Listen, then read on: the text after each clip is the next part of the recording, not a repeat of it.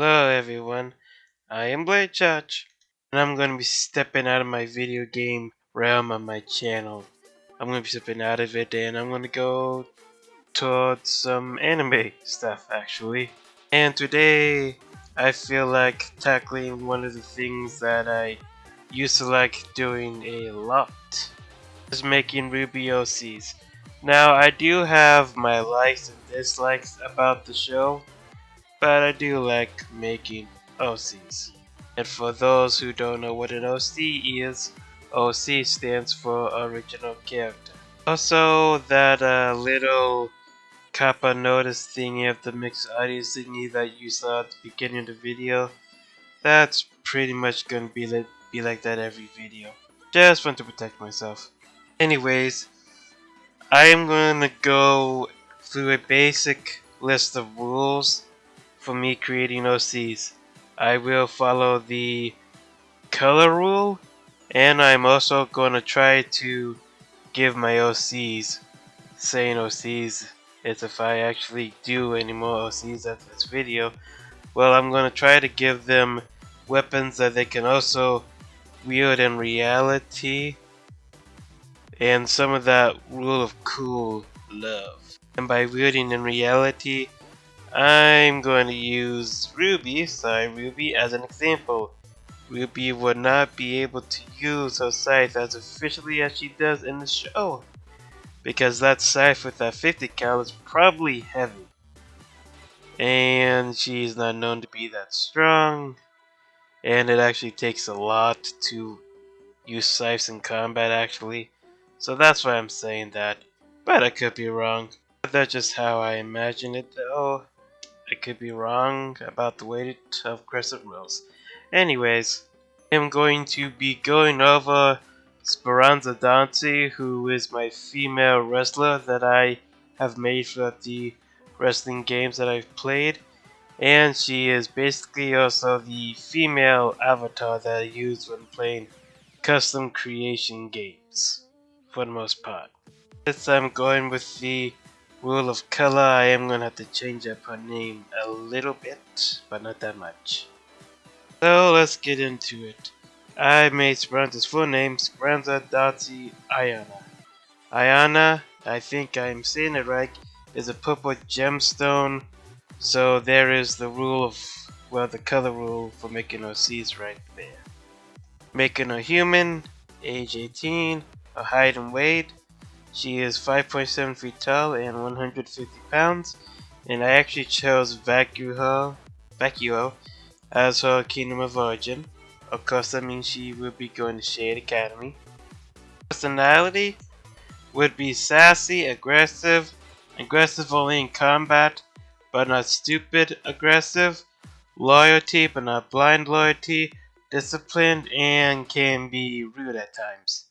Back story time.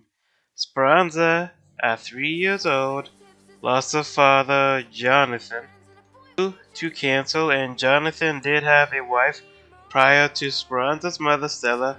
Her name was Julia Carmela, a red gemstone, Carmela's red gemstone. So her older sister now took her mother's last name, and Rwby did that last name thing too. So if the main protagonist can do it, other people can do it. That's what I think about that anyways. Thought it would be alright, and sorry if it seems like I'm picking on Rwby a bit in this video. Anyway, that would make Maya Cornelian. Maya is the first name. And you want to know why? And if you want to know why she did it, it's because so she can keep her mother's name alive, so to say, because she's the last descendant of that family line. Just so we're clear, Speranza's mother, Stella, she is still alive at the age of 3. Well, she's alive when Speranza lost her father. She was still alive. Which leads to the next thing. At 10 years old, Speranza lost her mother due to a car accident because they got hit by a drunken driver. Speranza survived, but Stella didn't. Maya was 22 at the time, and after 2 weeks, she was able to become Speranza's legal guardian. Maya is a huntress, so she couldn't always look after her. Maya did make one important rule for Speranza, and that she had to go to combat school. Speranza wasn't surprised about this because Maya has been pressing Stella to make her go to combat school so she can at least defend herself.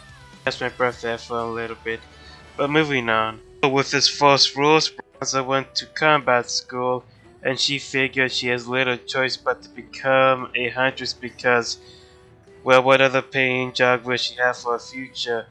It felt like she had no choice to become a huntress because that is the most well paying job for her, and she figures that she won't really have enough time or get a good enough job to get a education in other departments.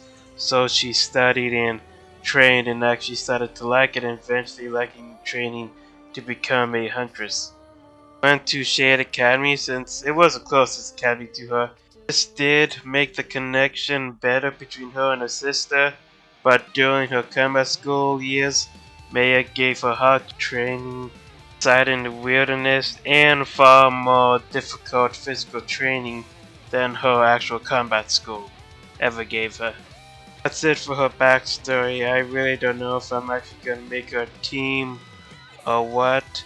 So for now, I'm just gonna say that I'm not making a team for the time being. That may change later. I'm not quite sure about it yet. Now we're gonna get into the meat and potatoes. First off, we're gonna go into the weapons. So she is carrying two meshes, misas. They're European swords that are used for dual wielding, where they are more appropriate weapon to do wield with, I should say. Kind of like a short sword in a way. And the rule of cool I'm going to be adding to it is that both Mishas has hand cannon pistols on it. She calls her weapons Toxic Fang, and we'll get to the toxic part in a minute. The hand cannons can hold up to 8 shots per clip, can use different types of dust or colors. Speranza can make different poisons that can be used for enemies, even for different types of fondness.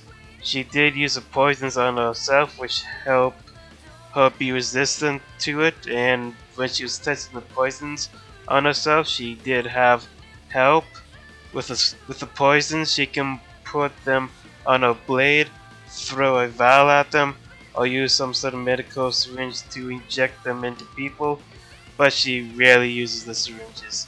Yes, Speranza does do real blades and, well, yeah, of course you already knew about that. Speranza has a little special kind of reload. It's made it easier for her to reload a bit faster, that's all. Now then, for her semblance, I am kinda sticking with your semblance represents who you are or something in your life or something like that. So I made Speranza's semblance gravitational pull to represent life pulling her down because of the two deaths in her family, which is her mom and dad. So Speranza can use gravity to pull opponents to her or the ground. She could do 5 people at once, but that's a maximum and that takes a lot of aura out of her, so to say. She can also pull objects to her straight down. That's less than 25% of her maximum lifting strength, which is 300 pounds is her maximum. And apply her semblance to herself, but she can only go down. Because you can't pull yourself to yourself, that doesn't make any sense. Even in the cooler rule, that probably wouldn't make any sense. And I don't think that would be cool as well.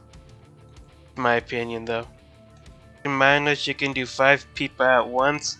That costs a lot of aura to do 5 people at once. And the longer she holds somebody down or pulls her towards her, the more aura she uses up. She is least likely to ever target 5 people at once. Only if she really needs to. I'm gonna go off to her skills, in which I give all my OCs at least 2 expert skills. So, why Wilderness Survival? That's self-explanatory in the backstory. Expert Dual Wielder, Advanced Aiming, good stamina control because she learned it in the wilderness while her training with her sister. Fast reload, which I think a lot of hunters and huntresses has, to be honest. Weapon repair, expert dodging, how to make pistols and blades because she had to make her weapons by herself, and advanced accuracy. Okay, so we're gonna go on to her weaknesses. This might be typical, but heavy armored or basically tanky enemies and people that can do long range attacks can give a hard time. Also, if they're good enough. Also, long range won't be that much of a problem if she's close. Heavy armor, because you know, dual wield blades aren't really gonna do that much to heavy armor. Not that she can't beat heavy armored enemies, it's just that it's a lot harder. Of course, she does have her own song. It is Icon for Hire, Gay Move, which the link to that song will be in the description below if you want to hear it for yourself. About wraps it up, guys. If you enjoyed the video, hit the like button, consider subscribing, and hit the notification bell so you know when I upload a video. And I'll see you guys next time. Bye bye!